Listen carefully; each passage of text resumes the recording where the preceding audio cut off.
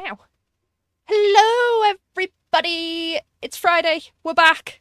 I know, it's been a while. It's been like 4 weeks since the last Friday stream. You must all be starved of news, and that's why you're all here. Yes? It still feels like yesterday to me. Time flies. Wait, in fact, it'd be even longer for you. You're sort of maybe 6 weeks on from your last Friday stream? Maybe 7? It was like early February or late Jan. Yeah, one of them. Again, time flies. Every single week is just kind of one. Our weather here in Chicago. I know we love talking about weather. We've God, it's on the weather again, chat. Yeah, we had 3 false springs already. So I do feel like, we're all the way like toward mid and end of March. Feels good to be in the springtime. And then a day later, we bounce right back to like freezing temperatures, lots of snow. So sense of time here is a little bit wary at the moment. But hey, that's all for the Chicago weather for you.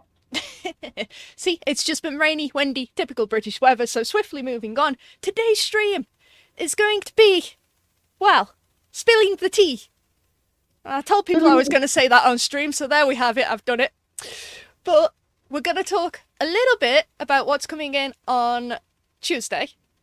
And then, what we're going to get into, the real meaty bit of the stream, is what we're currently developing. So we're going to go through, we're going to show you a couple of bits, we are going to, give you some updates on a few bits that we're working on.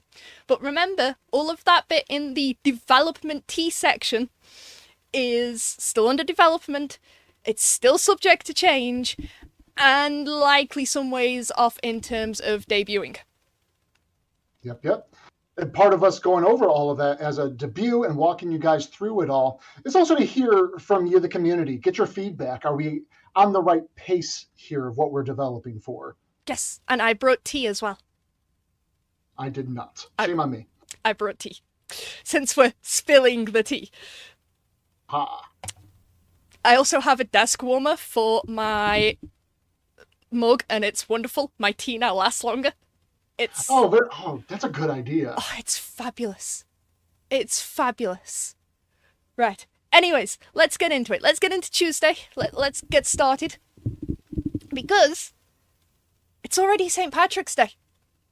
Already St. Patrick's Day. It is already St. Patrick's Day. At least it will be on Tuesday. So, we've actually got this year. I love this. It's a cool... Well, I say cool. It's a funky looking tank. So, we've got a brand new tank. Mr. Bam, tell us what this tank is called. Welcome in the Headless Coachman. Look at it! Look at it, chat. Isn't it a wonderfully weird tank for you all? No turret. No turret. A gun on a chassis. There's no turret, it's just a gun mounted to the hull. It's actually got a very intriguing backstory because it was somewhat developed by the Irish, okay? So, that's your cue for story time. Yeah, I gotcha.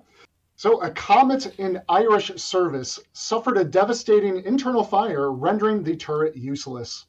And without a turret and no spares to repair it, it couldn't see combat, though the main hull was still in serviceable condition. For a time, it was used to ferry tar-barrel targets across one of the ranges. It was aptly nicknamed the Headless Coachman. However, a captain by the name of Roger McCorley soon came up with a better use of the vehicle. McCorley had recently finished a course on the operation of the Swedish Bofor's PV-1101 90mm recoilless rifle, a small number of which were in service with the Irish military. The rifle could fire a high-explosive anti-tank shell capable of penetrating up to 380 millimeters of armor to a distance of 900 meters. This weapon was on a wheeled base and was usually towed. A plan was hatched to mount this weapon onto the turret ring of the damaged Comet, turning it into something of an improvised tank destroyer. The idea was passed to the Director of Cavalry, Colonel J. Stapleton, who formally approved the concept for trials. With this, the Cavalry Corps engineers fashioned an attachment point on the turret ring to mount the recoilless rifle upon. Plates were welded over the apertures, leading to the driver and bow gunner compartments to avoid backblast from the gun entering their position. It was then taken for testing at the Glen of Imal on the 27th of January, 1969. Tests were successful, with the gun performing well and providing accurate fire from all angles of traverse. The tests led to the approval of further development. Plans were made to incorporate ammunition racks in the walls of the turret basket and a shield around the gun to protect the exposed crew. There were plans to introduce another 90mm rifle or use another Comet to mount an 81mm or 120mm mortar. Unfortunately, funds could not be provided to continue with any of these projects. So how about some of the nitty-gritty stats and maybe some gameplay details in regards to this Coachman? Generally, hey, it's a tank destroyer, low profile, and with the potential to be an absolute fantastic ridge fighter. This is Era 1 as part of the independent affiliation in Cold War. Tank destroyer, as I had already mentioned. The Headless Coachman lacks a traditional turret, hence its name, but it was rearmed with the quick-firing 90mm Swedish recoilless rifle that has 380mm of penetration. The lack of a turret gives it a very low profile, allowing it to stay concealed as a stealthy, low-armored mobile tank destroyer. Another benefit of the lack of turret is that you can expose only the recoilless rifle over a ridgeline with minimal exposure of your hull. This prevents the enemy from effectively returning fire. And comes with 15 degrees of gun depression, further helping make use of ridge to this tactic. But yes, chat, no rockets. It's going into Era 1. There's no rockets. And it is very, very real. If any of you are curious, you can go and Google the Headless Coachman tank and you will find historical images and everything of it. It's the real deal. It's the real deal. Which was shocking when I looked at it once we were beginning to test. It's like, there is no way this is a real tank. Surely it's for Halloween or something. It's like, nope, the Irish actually did this. Okay. Very appropriate for St. Patrick's Day. Very, very appropriate. But also for St. Patrick's Day, right? Don't know if you've all heard, but Stephen's been visiting different cultures and trying to assimilate into them. Uh-oh, indeed. Right. He found out about St. Patrick's Day, chat. He found out about St. Patrick's Day. He has managed... With his lucky pot of gold. He's managed... Actually, it's not just his lucky pot of gold. He managed to dig out the lucky war chests out of storage and has basically demanded that we bring them back on Tuesday. Oh, did he really? He did. And you see that skin he's wearing? Uh-huh. He will also be a part of the lucky war chests. Awesome. Mm-hmm. Look at all that bling he brings into the table. He's bringing all the bling. He's bringing a new skin. It's the look of his Irish skin. All right?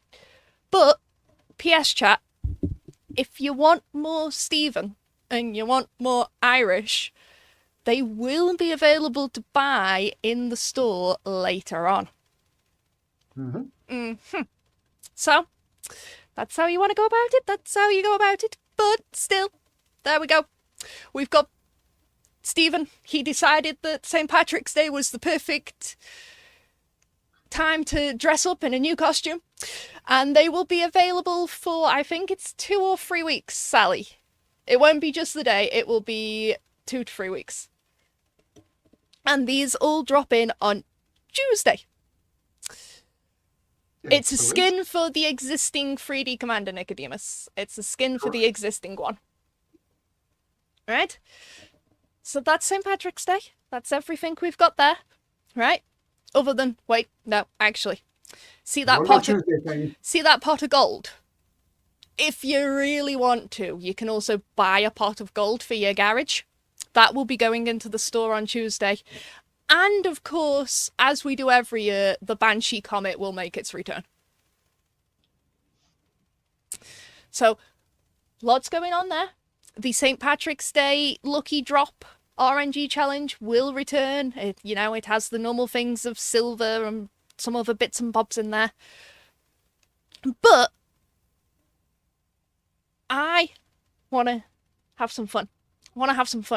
Because did you guys know that Sabaton have very, very, very, very, very, very recently released a new single called Yamato?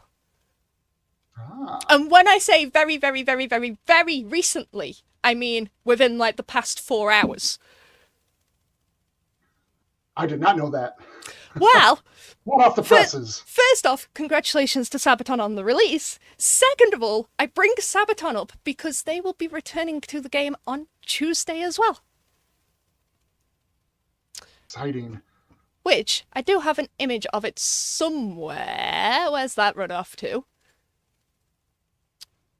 Okay. Don't know what you're doing, OBS. But can we behave, please?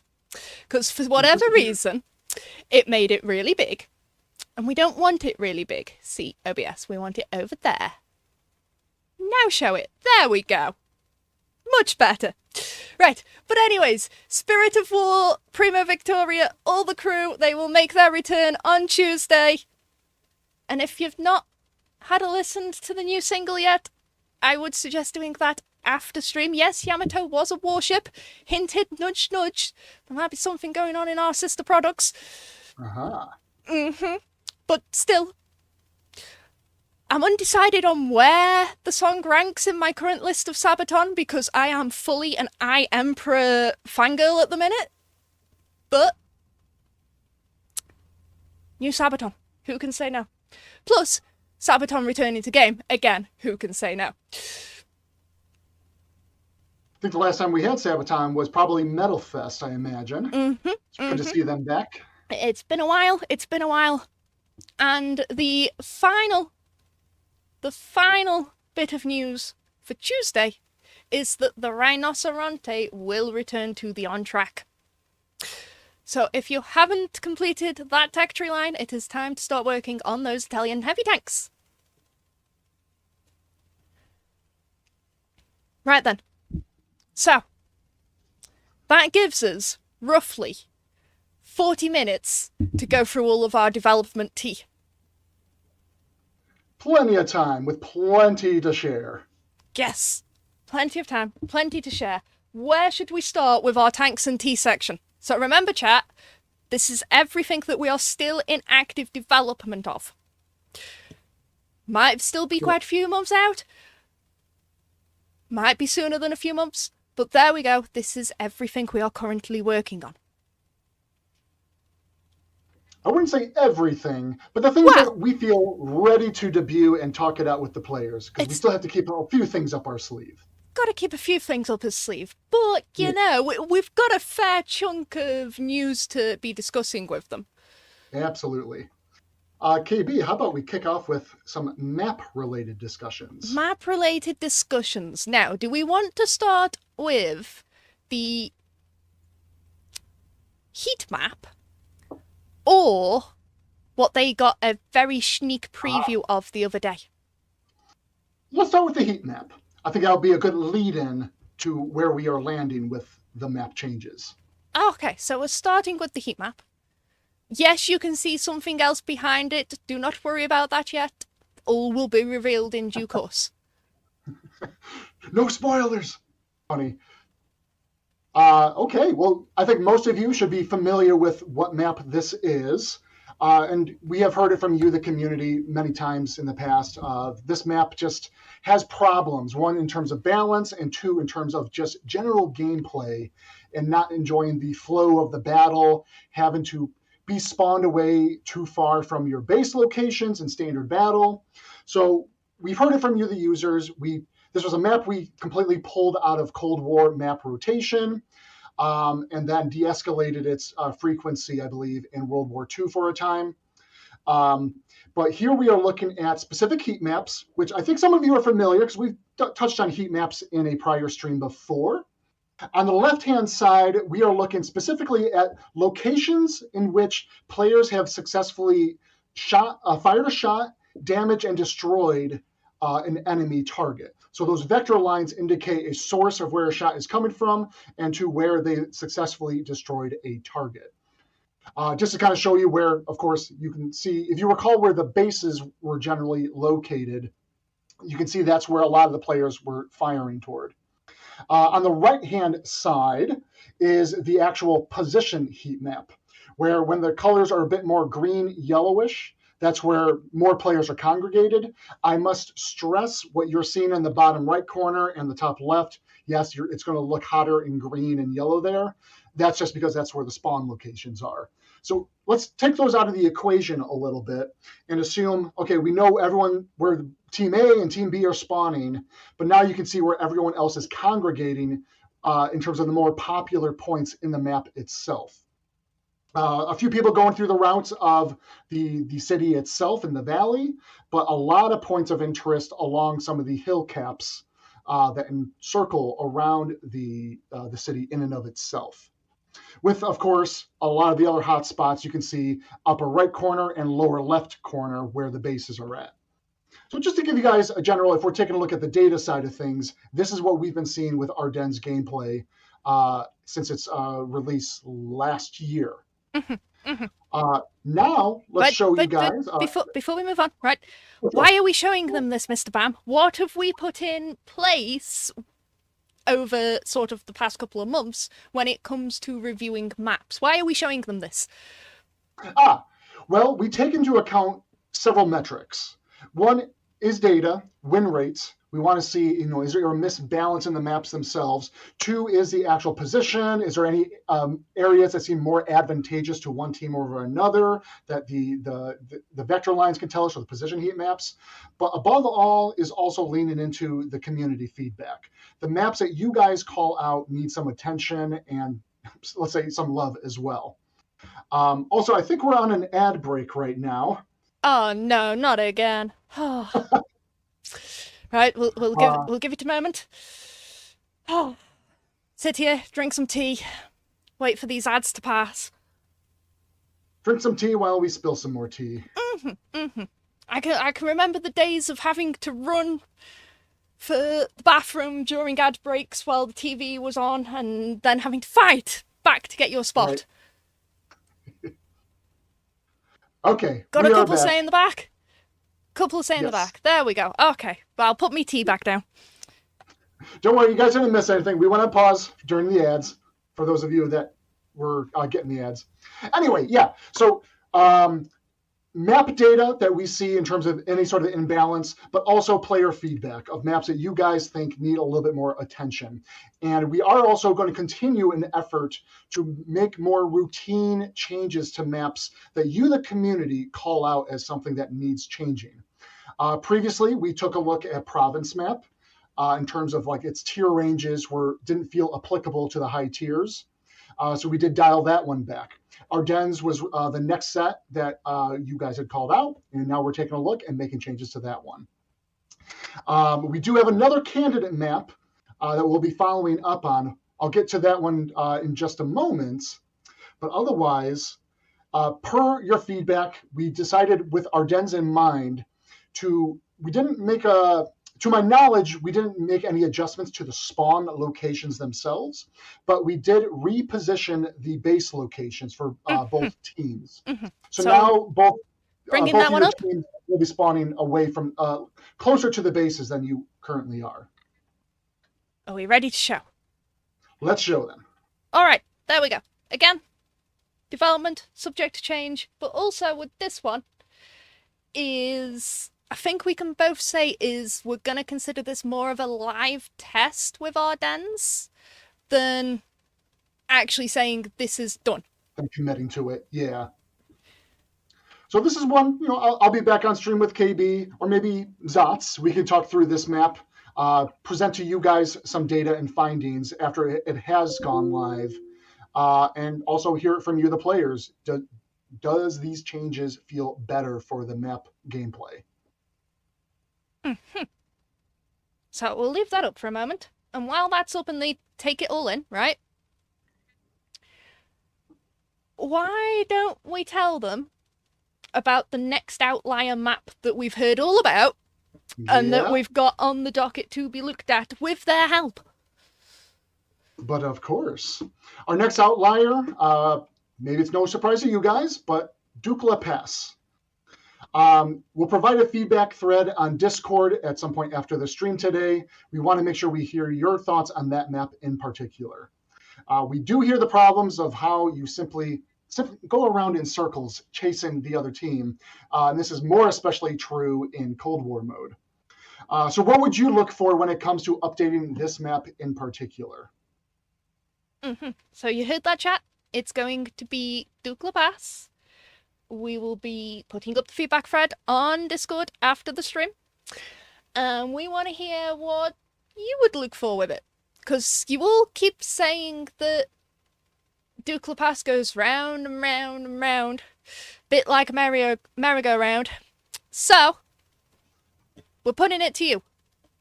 What do you guys want to see changed? Now then, the other part is we want to start working on another map. Don't we, Mr. Bam? We do. A particular initiative that I think most of you are familiar with. I forget the time frame. I didn't write it down, actually, but I think it was just last summer we pulled back the curtain and shared with you a map known as Death Valley. For those of you guys know, Death Valley started out as a community map. And this was an initiative we started years back, where we on the design team and level design, we kind of do a block out of a map and we work with you, the community, whether that's on our socials, here on stream, get your feedback and get ideas from you of what kind of map do you guys want to see. And we are here to announce here on stream today, the team is ready to start on the next community map. But where do we put our pen to paper? So we got to really pick on the theming of what we want to try out for a follow-up map. And KB, I don't want to put this out here, but I'm making assumptions. Is it fair to say we can get a Discord thread for the players to provide? We will have a feedback thread for it. So whatever questions you want to throw out to them now, they will be replicated onto Discord. So don't you worry about that. Perfect. So we need your help to help determine some theming. This will be a map eventually. Once we get a little bit of the groundwork in, we then present the map to you guys in a in-development form available in custom games, as well as part of an event mode for a limited time. So you can all get hands-on gameplay with the map in progress. And in the past, you guys helped provide meaningful feedback that helped decide changes to gameplay spaces and conflict zones. We'll take Death Valley as a good example.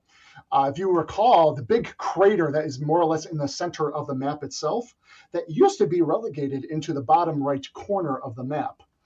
And there was insistence that this becomes more of a critical gameplay space. Yes, you don't want to go into the crater per se, but it did offer a bit of a break of keeping tanks at length, at range, and having a bit of a firing game back and forth over the crater itself.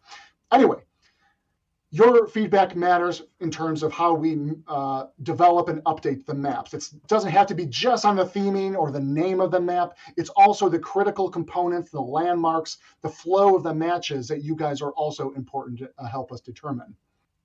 And we do our best to share a lot of our updates in future streams and as well on the Discord, try to provide even heat map data as we continue to develop our community map. So here's the question I pose to all of you. What kind of map do you guys want to see? Should the camo the camo type be like an urban map? Should it be summer, winter, maybe more of do we need more desert maps in here? Any sort of country or maybe a specific continent that you think doesn't have enough representation in our map in our map rotation? Should we lean more onto European maps, American maps, Arctic or tundra, Africa or Asia. And then I want you guys to also think on some prominent landmark features or map-related features that we could, speaking with the art team, develop and make it something very prominent in the map, and it becomes maybe even part of the gameplay element, right? We've done a lot of maps with military bases and infrastructures, tank assembly factories. We can create more dense city urban maps, maybe more rural country, an elevation heavy map, something with caves or tunnels. We played around a little bit with that on previous maps. Something maybe more about a prominent bridge battle. What about something on a dam, or a dam is involved in a map in some meaningful way? Rivers, waterfalls, Chicago 1942, as Mr. SPG calls out. That could be an idea too.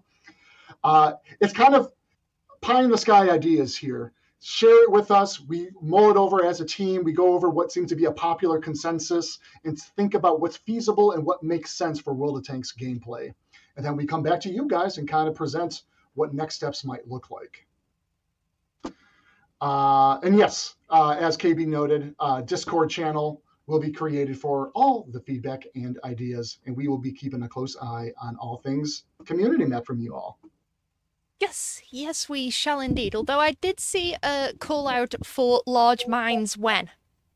Large mines, interesting. Funny enough, here's spilling the tea.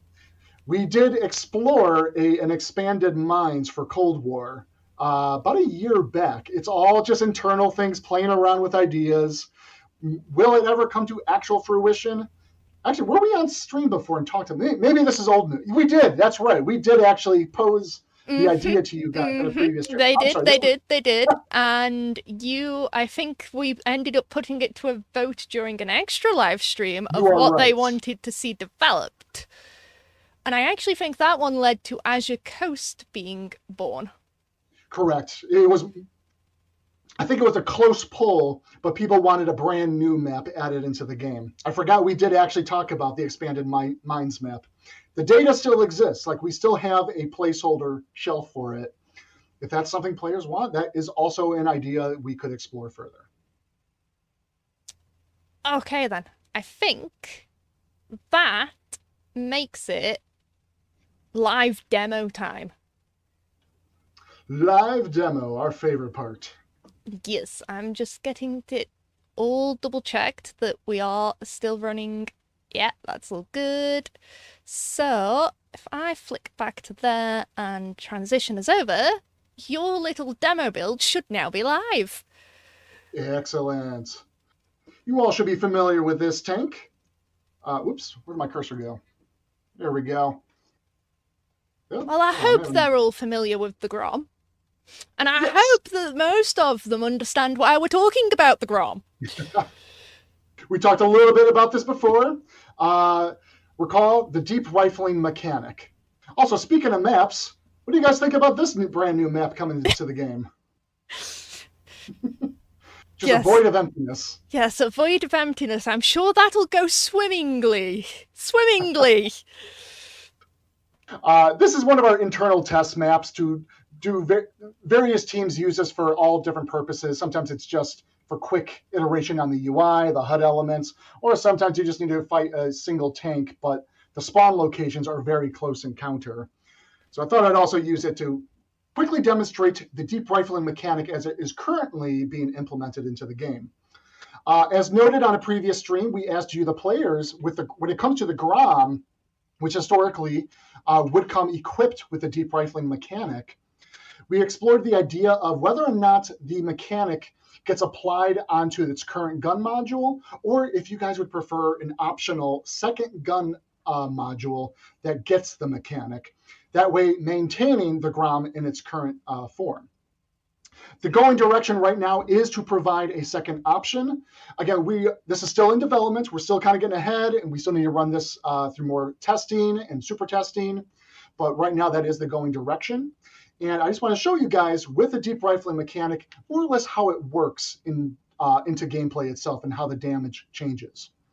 And before I actually do the demo itself, just to give you a summarization for those that may be unfamiliar, the deep rifling mechanic with the star shells essentially adds, you can deal more damage when you are closer in range to your opponents. And more specifically, it's a min-max range between 50 meters and a max of 500 meters. So if you were to get up close to an opponent, mind you, can't always recommend that, especially with a case turreted, a case tank destroyer such as the Grom. You can put yourself into a very disadvantaged position. But if the opportunity presents itself well, the Grom with deep rifling, you may find yourself wanting to creep a little bit closer to your opponent and squeak out some extra damage. But in any case, let's take a look at this. I'm going to pull forward a bit where we have a couple patents spawned, but they're just out of my vision range. Here we go. And so we're just going to take a shot. It's those poor patents. Those poor patents. Those poor patents. They're being used as test tanks. Little test shooting range here. But they're perfect candidates to demonstrate the damage differences you can expect when we do launch the deep rifling mechanic, along with a TD line in the future that we did also speak about. In any case, I'm roughly 260 meters from both of the patent tanks, so I'm going to deal about mid-range of the mid-range of my damage potential here. And then I'll show you what it will be like if I get all the way up to the 50 meters, and you can see how the damage creep differs. Oops, I lost my cursor again. 1 second. Hold on, why isn't it working? Oh, chat, he broke it. Hold on, let me get my controller. Is this going to work better? He broke it, chat. No, this is the problem of remoting into my work PC. This is why everything is currently labeled development build subject to change. Oh dear. My cursor, where is my cursor keeps going to my other monitor. I demoed this right before the stream. What is happening here? Okay, something. Well, I got one shot off for 516 damage. All right, so let's pull forward while we reload. We'll get within the 50-meter range. Hopefully it just works. Fingers crossed. We're doing this is the situation and risk of doing things live demo. Yes. Well, work with me here. But again, chat, remember, this is all development build stuff. It's all subject to change. Yes, blame work from home. It doesn't always work wonderfully. Okay. Now I'm at the point where I will deal my max potential damage. Keep in mind, damage RNG still applies. Go ahead and fire at the underplate. So we were at 516 before at the mid-range. So now I should be dealing my max potential damage. Oh, yeah, I'm having the shot issue. There we go. That was about 700 and odd. You're up to should have been around 700, yes. Yeah, you're on 1271, so around the 700 mark. Yeah.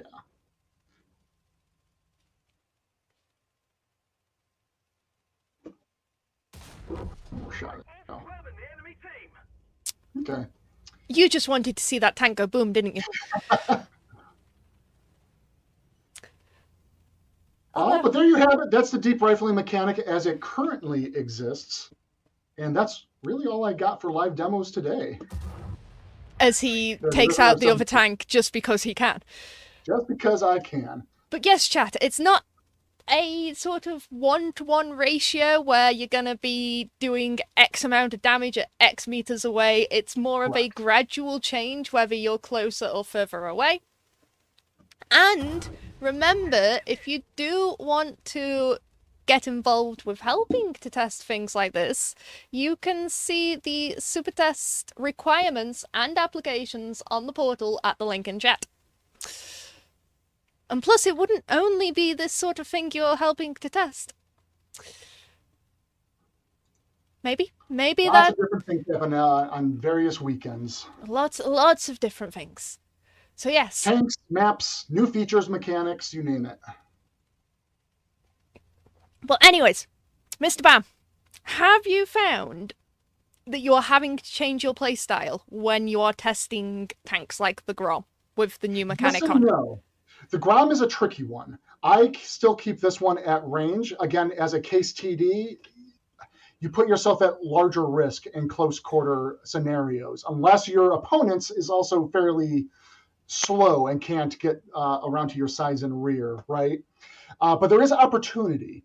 If you feel there is some, let's say you have enough camo factor and you are not detected yet by your enemy, and you have your allies spotting a tank in the distance, and you feel you can creep up maybe 100, maybe 200 extra meters, maybe not getting all the way to that 15-meter range from the opponent itself, but just getting that extra bit of damage can mean all the difference.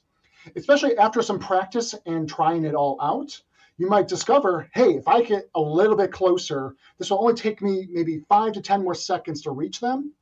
I might actually be able to destroy that tank rather than only dealing maybe half the damage that I want and someone else getting the tank destroy itself. So there is Okay. opportunities, but you have to use it in the right situations. And because some of chat have got confused, yes, this mechanic will go on to specific tanks. It is not going across the game. Correct. It is going on to specific tanks once they're finally ready. That If is you correct. go back and look at our January roadmap, you might just find out which tanks those are. Or somebody in chat will be really nice and spoil it for you. All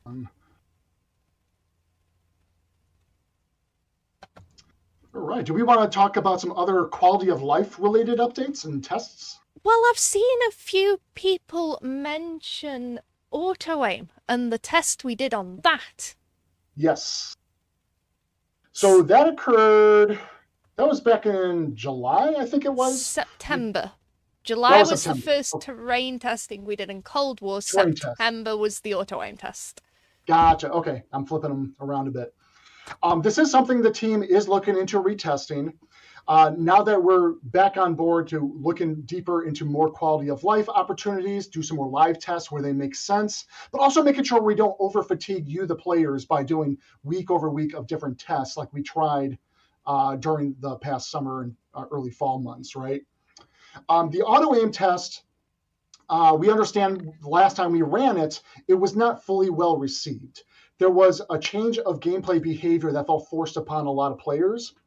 While a lot of players understood the benefits of what the change was trying to do, and that is, of course, trying to reduce snapshotting at long-range distances, which is more of a problem that we see in Cold War mode, but it also took away opportunity in gameplay where people, like myself, enjoy auto-aim for just acquiring a target and then myself getting into position, then doing manual aim. To each their own. But in any case, we were onto something. We heard a lot of feedback from you, the players, and understand what next steps could look like. Next steps does require some code changes. While KB and I were talking, maybe there's an opportunity for us to squeeze in a test sooner rather than later. Because there is code-related changes that adds more risk and takes a little bit of time from our engineering department to properly implement this. We're going to, no dates to speak of as of now, but we do want a follow-up test.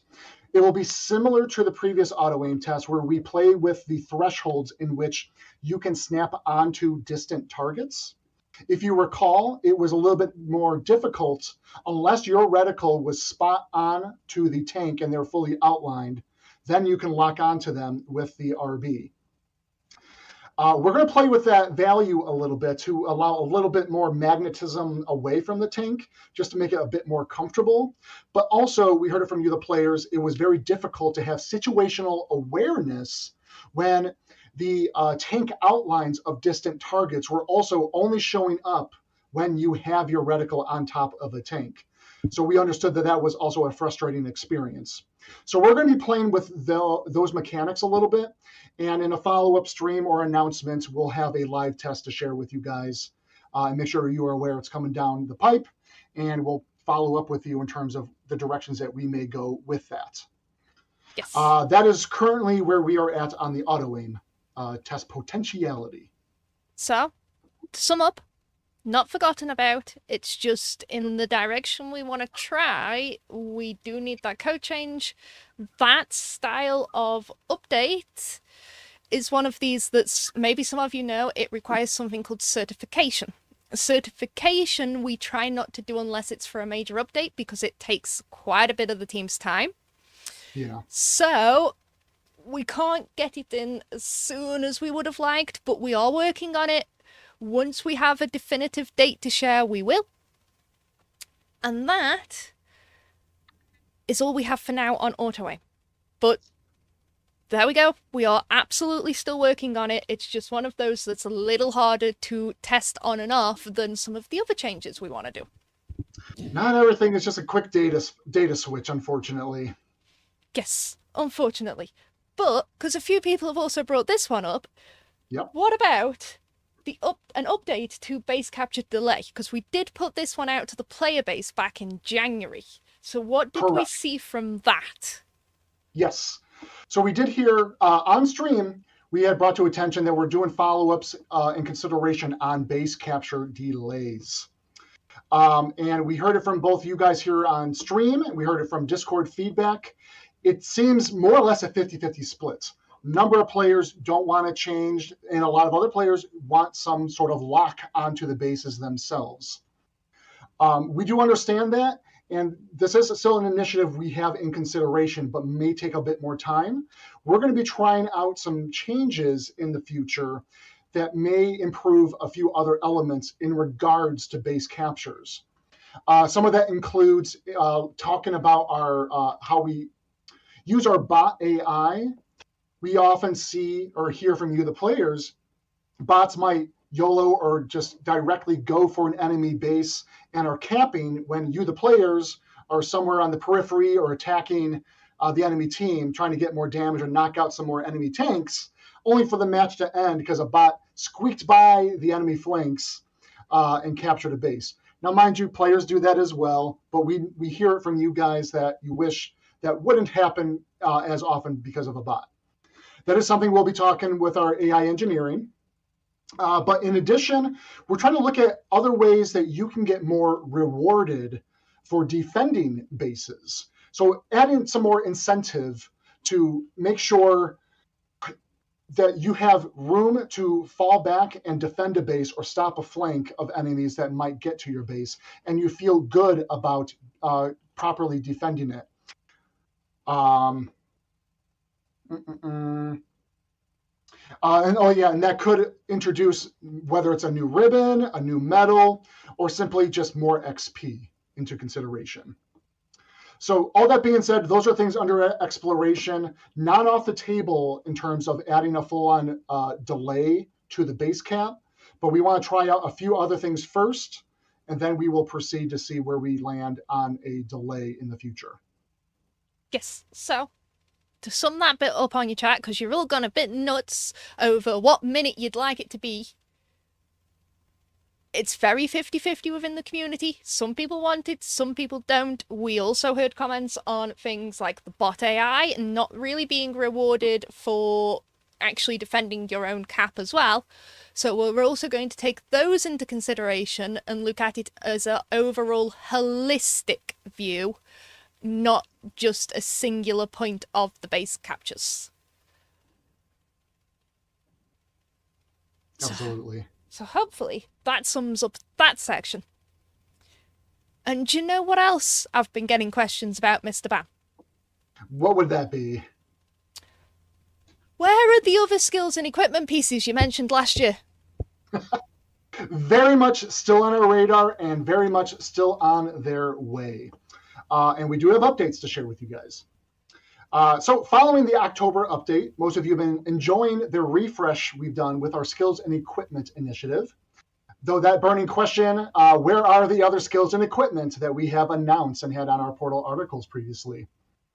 So we had our skills, such as Rocketeer, which is meant to add an additional boost and more thrust to your rocket booster tanks. We had Pyromaniac, which to my knowledge, is the one you guys are pretty excited about, getting more damage from external fires from usage of flamethrowers on tanks. Rocket Scientist, this was another proposed skill that increases the velocity of unguided rockets. ATGM Expert, this improves overall handling of ATGMs in Cold War. And then we also had some equipment proposals as well. Advanced Armor, this is a new one. This is a change to the current Advanced Armor that changes from a HP bonus to a, I'm sorry, no. You have that the wrong way round. Yes. It would go from a damage reduction to a HP bonus. That's what we want to do with it. The team is also looking, now that the skills and equipment changes have been out in the wild for about 6 months, give or take, we're looking at adding additional utility with some of the data that we have found. Additional utility for equipment such as a low noise exhaust, thinking about maybe some bonuses to its to the horsepower. And even the flash hider equipment, thinking on adding some extra bonuses, improvements to aiming speed. And lastly, as part of a previous announced equipment piece, is the gun cooling equipment, with the intent of decreasing cooldown time intended for autocannon tanks equipped with the overheat mechanic. And while we are talking on the subject of overheat and gun cooling equipment, the overheat mechanic, we are exploring and considering on adding these to more vehicles, primarily to select autocannon tanks in Cold War. More on that in the future. There's still a lot of internal testing to run on that, but there is opportunity where we see it may, the mechanic fits well to the tanks. So, since we talked about equipment and skills, I think I'd speak for a lot of people in the chat who play Cold War. And maybe, we also potentially look at a new consumable. Because I think it wouldn't just be me, but a lot of chat as well would like an active protection systems that protects against ATGMs. Okay. I will talk with the team on that one. I think that'd be pretty cool, because you know what? Sometimes, even with the warning, I can hear your game in the background. Oh, right, that's the run. But no, we have the missile warning, but we don't have a way to really defend if we can't move quick enough, because you know what? Some of the tanks in Cold War are still slow if you take out a Chieftain CTR, for example. It's still fairly slow. But yes. Fair call out. Yeah. And yes, it's got lots of different names. It's known as Trophy. It's got the ECM. The one I know it has is the Active Protection Systems. APS, yeah. That's the one I know.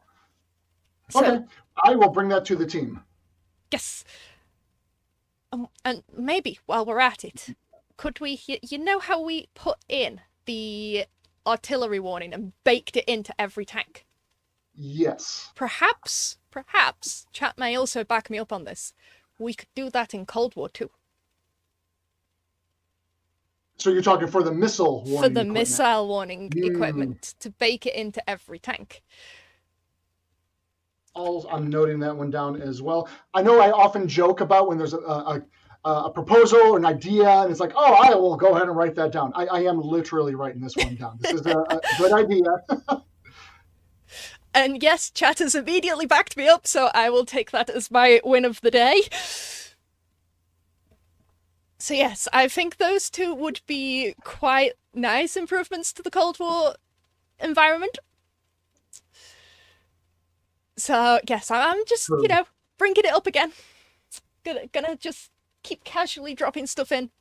But now that I've dropped those two in, and chat can see me drop it in, we spoke already once about bots, but I think it's time that we talk about bots and also the MOEs. MOEs. Marks of excellence.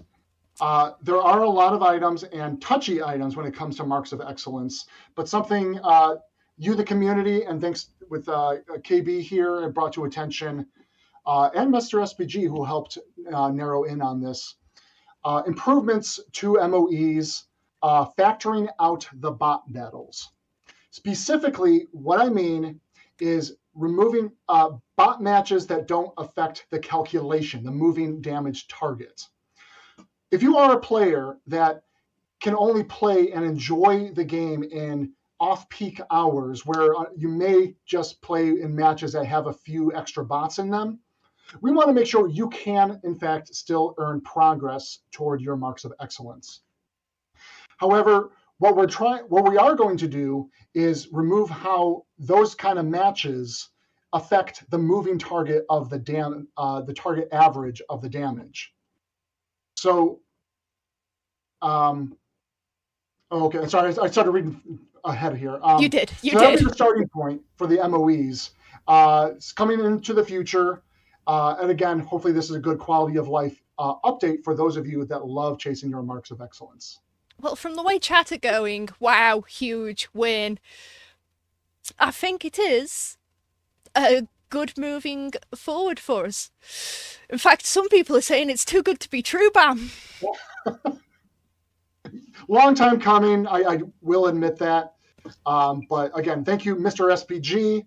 In fact, you guys probably should thank him more than myself for better bringing it to attention, and to you as well, KB. I've been telling some of the guys in chat, it's like, yes, I keep bringing it. I keep bringing it. We're talking about it. And I have been sat for like 3 weeks wanting to tell them that we are working on it. And it's like, no, I've got to wait for the stream. I've got to wait for the stream. The right time. And now here we are, and we could now tell you that, yes, we are working on making sure that bot matches don't affect the calculation, and you can still earn, but it doesn't affect. And yes, chat, it's a win. So we're here for the wins. We're here for the wins today, which does lead us into our final section. We have about 8 minutes to get this and our wheel spun.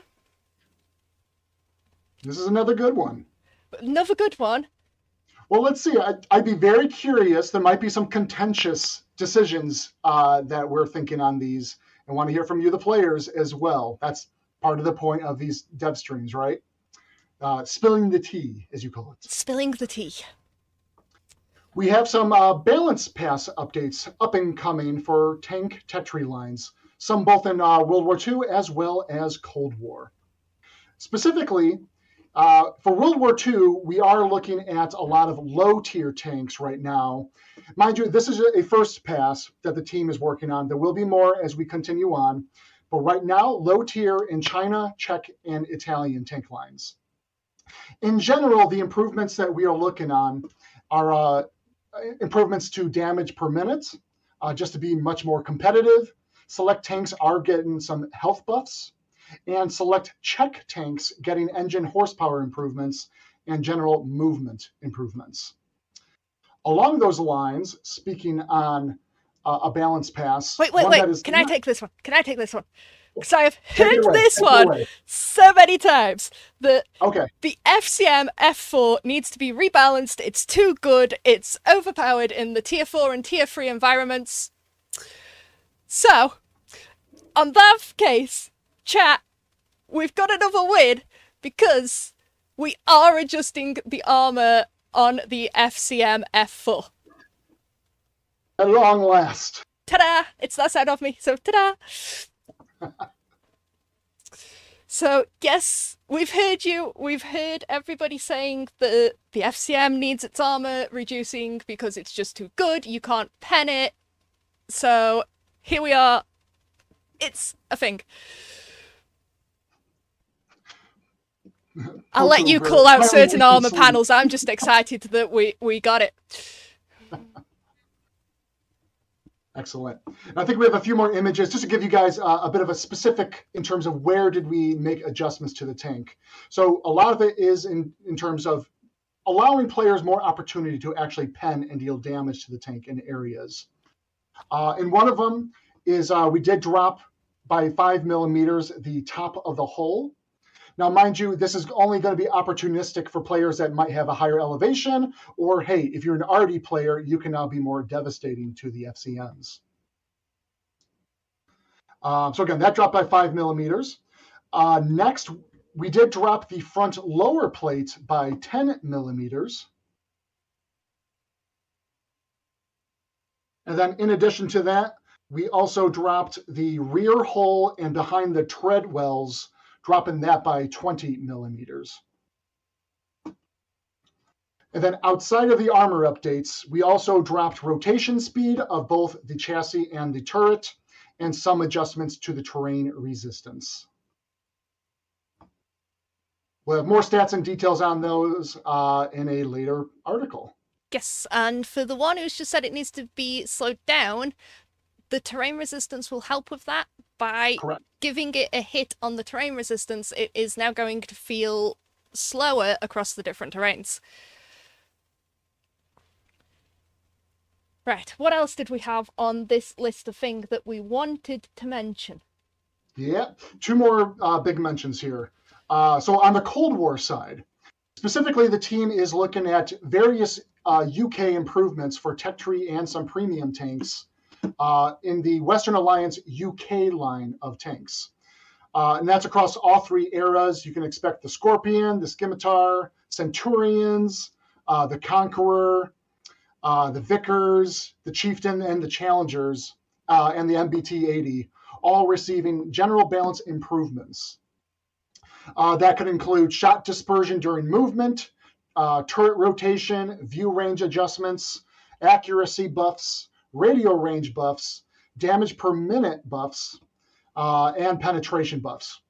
As well, for those of you talking about more improvements and dealing with ATGMs or HE rounds, also, and mind you, this is only impacting a select few of Era 3 tanks, removing damage reduction modifiers and replacing with an improved effective armor modifier against ATGMs and HE rounds.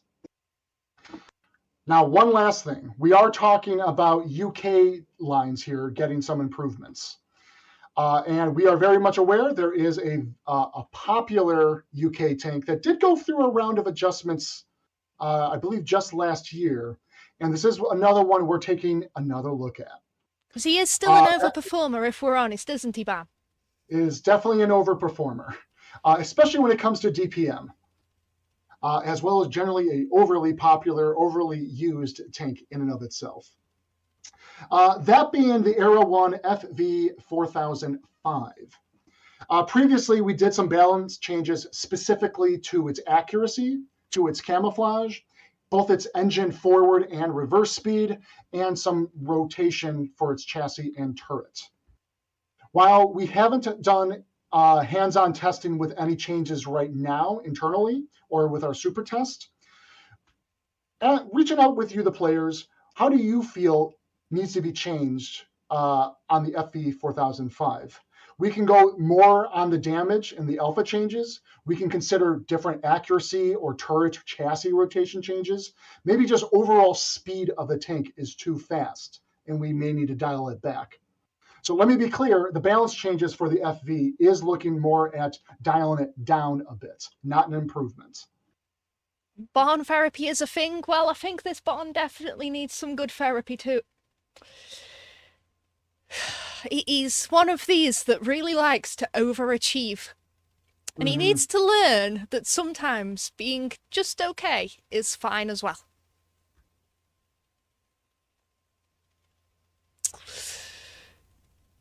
Lower its module health. Now, that's something I hadn't considered. Interesting, because we spoke on this tank just yesterday. I'm also seeing players saying, leave it alone, fine as is, perhaps. So tell you what I'm going to do. I'm going to have to pull the chat record. I'm going to have to go through all through that. We'll have to pull everything off Discord once everything goes through that.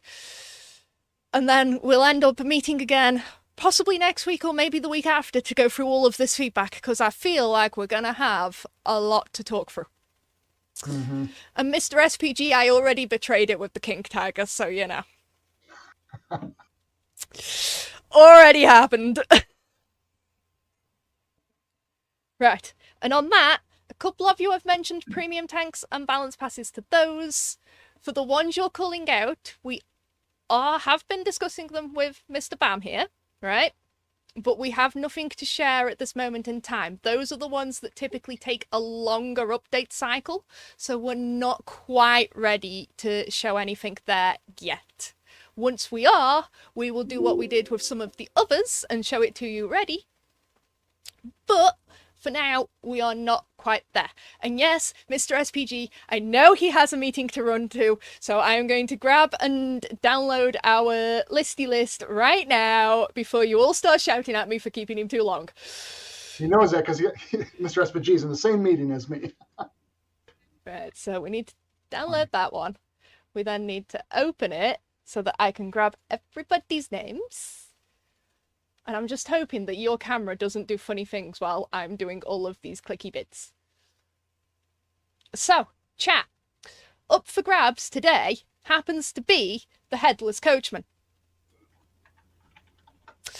I was hoping most of you had already guessed that.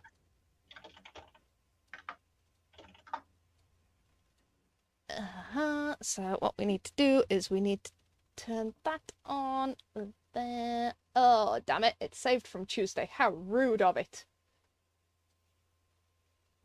How rude. Right.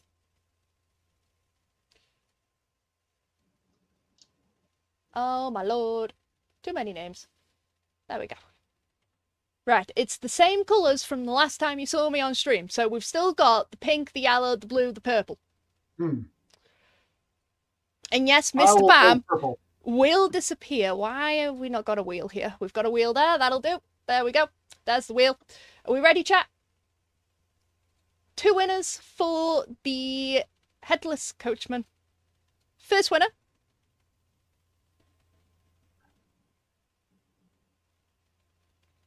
But is a yellow name, and that is going to Husky Mickey, and for the amount of times I say that name, I should be able to say it without tripping over myself. Dear Lord, English brain, come on. And for our second winner,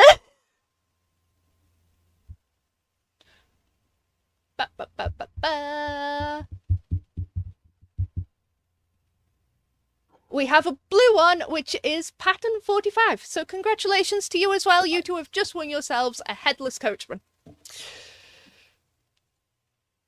Right, and now we bring Mr. Bam back for closing remarks and all of that good fun. So then, chat, remember, feedback threads going live in Discord for certain aspects after the stream, which will be sort of the next half an hour or so. Other than that, I've lost my train of thought. It's gone. All good. Thank you for having me on stream again. Always happy to talk and spill the tea. Yes, and we'll be spilling the tea again in a couple of weeks. It won't be that long before you see us both again. Of course. Yes. We'll be here. So on that note, chat, stick around. If you're on Twitch, we'll find somebody to raid. If you're on YouTube, and for the rest of you also on Twitch, we're going to love you, leave you, see you all later, and we will be back again on Tuesday, ready for St. Patrick's Day. I'd say I'd decorate everything green, but you all know what happens when I dress in green. It makes me invisible. So yes, it's only a couple of weeks' time. That beeping in the background was my mug warmer. It does not need to still be on. But yes, anyways, chat, we will see you again on Tuesday, all for St. Patrick's Day. So on that note, bye-bye. Have a good weekend, all.